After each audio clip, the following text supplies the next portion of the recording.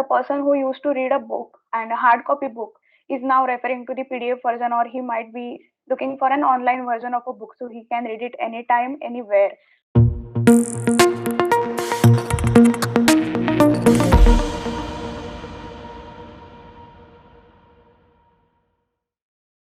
Hi everyone, welcome back to Digital Marketing Musings. Today we have Atharva and Gauri, data analysts at Merkle Socrates. And we're seeing a lot of data transformation today and how the business problems are becoming more and more about data. So we're going to talk about the proprietary solutions that are being built at Merkle Socrates and how they're uniquely positioned to sort of drive business growth for marketers and to help stitch the whole data model together and create excellent insights for brands, especially in the e-commerce sectors today. So, hi Atharva and Gauri, thank you for joining this conversation with me. And let's begin with understanding the business problem that we are trying to answer today, right? So, with the analyst angle, how do you think that the landscape is changing today, and how do you think the transformation is all taking over? So in the today's pandemic era or pandemic world, everything is changing and everything is like adapting. People are adapting new methods and new things to do and to implement, right? So people are also adapting new habits for the shopping and the engagement with different sites and apps. You might be knowing that the person who used to read a book and a hard copy book is now referring to the PDF version, or he might be looking for an online version of a book so he can read it anytime, anywhere. So this is what the changes are being observed, everything and on the every platform, if you can see, especially on the e-commerce sector. So if we check onto that side, people are also changing their behaviors and the shopping patterns as well. So few of them might shop for a big amount, but they won't be shopping for too often, or maybe few of them would be shopping often, but their revenue might not be the up to the mark, or not maybe more than 1,000 rupees, or say 700 rupees. So this is how the behaviors of every person or maybe people are changing. So according to that, when we are talking about the data-driven approaches to find the solutions and solve the business problems, basically, when we are dealing with the revenue thing and sales thing, so there should be some approach, or there should be some robust solution to that. When we are maybe targeting the ad campaigns, or maybe running few ad campaigns, right? So we are spending much of the money, lakhs and lakhs the client is spending. So we need to have some robust solutions for that as well. So in regard with that, the industry which we are considering is also playing a very vital role. So suppose if you are considering any blogging website, so any person coming to that website and spending even more than 10 minutes would be a conversion, or it will be considered as a success for that particular blogging website. But if we consider same for the e-commerce website, so until a person shops anything or buys anything, it won't be calculated as a success of particular brand, right? So for that matter, we need to have some strategies along with some data-driven approaches and critical approach, basically. So me and Atharva are dealing with the same. So we are, as a business analyst, we provide few solutions and we work on the critical approach method. Sounds really exciting, Gauri. I think the whole funnel of, the whole approach of making sure that, the monetary aspects of the business are sort of resulting into something fruitful is very true to what we all are trying to do, and it really makes sense. So, how do you want to introduce us to the solutions that we are working on, or just give us a glimpse of what are we looking at? Yeah, sure. So when we are talking about the data-driven approaches, so data is actually playing a big role in whole the industry and all the sectors for now. May it be a BFSI, may it be OTT platform, or may it be an e-commerce website. So simply when we are having data, we can do anything. There is nothing that we cannot do, or nothing that we cannot find solution for, right? So when we are talking about this e-commerce sector and emphasizing on the e-commerce sector, so there is a tool, or there is an analysis type that we can call it as RFM, basically. So RFM analysis is a marketing technique used for the customers according to the shopping behavior, or maybe shopping pattern of the people basically. So when we are speaking about the RFM analysis, so it is simply RFM stands for the recency, frequency, and monetary value. So when we are referring to the recency of a customer, so we will check that how many days has it been that my customer is not visiting to site, or maybe not purchasing anything. Then we will be coming to the F. F stands for the frequency, basically. So how many times my client or customer has visited to the site or maybe app and he has purchased something. So that is we will be calculating or we will be checking with the thing or with the parameter frequency. And then lastly comes at the monetary value. So what exactly is the revenue that we are garnering, or a person is getting us the XYZ amount of revenue that we wish to increase maybe, and that we wish to have whatever we are expecting it to be.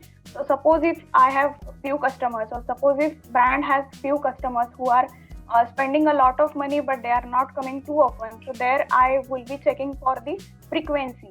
So I will be emphasizing, or I will be showing them particular ads so that they will be coming to the brand and they will purchase something. So in that case, the frequency comes into the play, or frequency is the key metric that will play a huge role here. So for suppose if we consider another category, that few of the customers are buying something at twice a month or maybe twice in a week also, but their revenue is so much of their revenue is so low. So we will be working, or we will be showing them particular ad campaigns so that my revenue would be increased. So accordingly, we can showcase our campaigns with the help of this data. So basically, duration, money, and the frequency will play a vital role. All this doing all this analysis. When we are talking about the benefits of RFM analysis, so this will give me a cluster of users basically. So this will not simply give me a set of or bulk of users, right? So suppose the brand has 1,000 users or 1,000 customers, so it will give few baskets, and then we can maybe analyze that the few people are only purchasing, few people are not coming too often, few people are coming too often but not purchasing with the robust revenue or maybe high revenue. So we can have those baskets into the consideration, and we can work upon that. Second thing is that this will give me, or this will let me know the customer's behavior or maybe shopping pattern of them. So I can maybe run personalized campaigns, or I can add few customizable campaigns that will have few offers or discounts, or maybe festive discounts that we usually come into all those campaigns that we usually see on our phones maybe, or laptop as well. Third thing is most important, that this will reduce my cost of ad campaigns as well, and this will reduce my cost of customer acquisition as well. So if I know, or maybe a brand knows that few customers are there and they are purchasing, so brands will not be wasting, or brand will not be investing money in targeting them, or in letting them know that yes, there is a brand and this brand does that, or this brand sells those many of products. So simply there would be some bifurcation of the users, and then there would be personalized ad campaigns. So this is how RFM can work, and RFM can help us. Got it. So the depth of accuracy that we're expecting in this kind of a model is really, really extensive, right? So that's very impressive. And talk to me a little more about the data, right? So where does a brand start? What kind of data points should I be expecting to gather before I get on with this model? Or, just talk to me a little more about it. Yes, we can have that data very easily. It is so simple. So you will just be needing user IDs, then you will be needing their transaction dates, on which day they have performed transaction, whatever value or whatever revenue it might have garnered us. And the third thing we will need is revenue of particular transaction. So basically all three metrics and you are all good to go. And another problem is, where do we get this data from? So almost every e-commerce industry or every e-commerce company keeps their data handy in the CRM data that we say, and it is getting updated on every minute or maybe every hour, whatever their need is, according to their need basically. So we can get this data from CRMs as well, and another platforms like MMPs, like mobile platforms like Branch and AppsFlyer. So we can also get this data from there itself. Sounds really great. So I think all the blocks are getting solved one by one. It really seems like the mist is clearing off now. Let's discuss a little more about who can reap the benefits of this particular tool that we're talking about, right? So who would be the industries who would be able to best make out? Yeah, so basically the e-commerce businesses who are having lots and lots of categories of products and who are having lots of products itself. So all these categories and all those businesses should go with this and should really perform RFM analysis instead of wasting their money. Thanks, Gauri. That makes it really clear. So I want to deep dive now a little more into, the inside. If any of you can give the inside tour to the tool, as in what is the functionality that we are looking at, or how does it really work? So Atharv, if you can take that question. Yeah, hey, Shali, thanks for the question. So, firstly, I would like to put forward the idea behind this tool, that why there was a need of a plug and play tool. As Socrates handles a vast canvas of clients, wherein we have lots and lots of clients with lots and lots of teams handling them daily and generating a huge amount of data every day. So practically, it is not always possible to come into the analytics team and ask for the RSM analysis to be done. So what we have created is we have created a plug and play tool. I am just giving you the overview of it, how exactly it looks like. Okay, so this is our tool. We have taken a demo data set wherein we have product type, that is category of product, maybe for as of now we have taken category A, category B, and so on. We have timestamp of the purchase. Then we have day of week. We have the state, the region from where the purchase has been done. We have user ID. We have net quantity, how much was the quantity. We have sales and the device platform that we have. So yes, as rightly pointed out by Gavi, we just need 3 columns, right? So we will be needing customer ID, order date, and revenue. That's all that we need. The format that we need to have this data is in the date should be in the form of year YY MMDD. So I'm just gonna convert this to the particular format that we need. And yes, we are good to go. So I'm just gonna upload this file on our solution over here. So you need to click on browse, select your file. You just need to upload the file over here. And while it gets uploaded, we can just talk about the we can just give you the overview of the tools. Yeah. So here we have mapped weekly transaction as well. Herein we can show from which week how much were the transactions on a particular week or so. Then we can just confirm our input data. See, yes, this was our input data that we had given to the system. And when if we go to the result section, so we have our rules of segmentation written over here. So if a customer segment is champions, then yes, the description would be he has bought recently, that customer buys often, and he spends the most. And accordingly, we have given the R score, S score, and M score to them. Mm-hmm. And on basis of these scores, we define which segment that customer should fall in. So as our tool is pointing out, we have total 23,280 unique customers, while we have 29,218 transactions happening over here.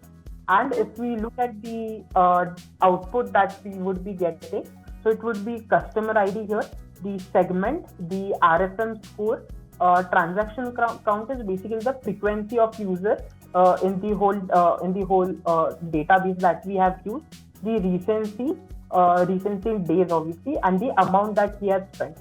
And accordingly, on these frequency, recency, and monetary value, we have assigned recency score, frequency score, and monetary score. And basis on these scores, we have assigned segment to this particular user. Now, how do you download this data for the further processing? Is you just click here, select all, and you click on the download.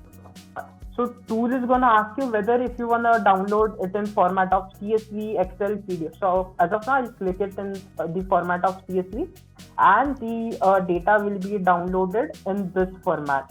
So here I have customer ID, I have segments, I have RFM score, transaction recency, everything. So the next action item that comes out of here is, okay, now I do have my data. So what do I do with this data? And basis on this, basis on the raw file that we had seen, we can also perform some EDA on this, that is exploratory data analysis on this. And maybe we can stitch together the findings of RSM with the EDA on this. So I'll show you a sample dashboard that we had created.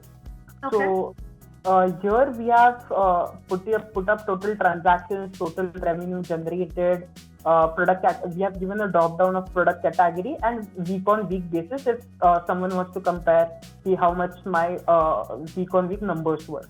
Then we have a state-wise transactions over here. See, from a particular state of Uttar Pradesh, how I got 15% of my transactions, while from Maharashtra, 12.5% of transactions. So we can compare state of state. We have hour of day analysis as well, that what was my optimum hour at which I got maximum number of transactions in terms Right. of maybe proportion. We also have week on week analysis provided here. Then we have product category wise also. And then we have our core thing that we are looking about, the RFM segmentation. So by Right. looking at data, I could figure out that my 10% of my users are at risk of losing. So it is a big issue for any of the company, that if their 10% of users are about to exit the company's ecosystem, and also 8% are people who are about to sleep. But the good thing is the new customer ratio is 4%, while my loyal customers is 29% approximately, and Right. potential loyalists we have 22.57%. Now here comes our media teams or the digital marketing teams. When we look at the segments over here, so brands, we expect brands to look at this data and take actionables from this, as we have like 10% of at-risk people. So our brand team needs to make sure that these people are not getting converted to lost category, and our loyal customers, our potential loyalists, and can't lose them category people are being retained into our ecosystem. Then we have the day of week analysis and the device platform analysis as well. So it is a kind of very easy plug and play tool we have created for our media, for our brand teams over here. That sounds really exciting, right? I can see all of my data at just one place and, just basically look at the dashboard and figure out what kind of my audiences are working, what are not, and what actions do I need to take. And I think it can also, if I deep dive into later, I can figure out why, the reason behind why the interest rate is low, the risk rate is high or whatever. And then, the next best actions can be decided upon whatever was just orchestrated. So I think that's really beautiful. So one more question that comes to my mind is the scoring mechanism that we have, right? So if you could take a minute to help us understand how we are assigning scores to these particular factors, right? Sure. So the R score, S score, and M scores are completely based on the data that we have. So how do we calculate this? We for recency, we calculate analysis date minus the date of transaction, and then we would be getting a range of integers for this. And the maximum number or the range, we divide that range by 5, and whatever we'll get the number, we create 5 buckets of each category. So assuming that I'll be getting a range of 100, so let's assume we have a range of 100 and we divide that by 5. We'll have 5 buckets of 20 each, that is 1 to 20, 21 to 40, and so on.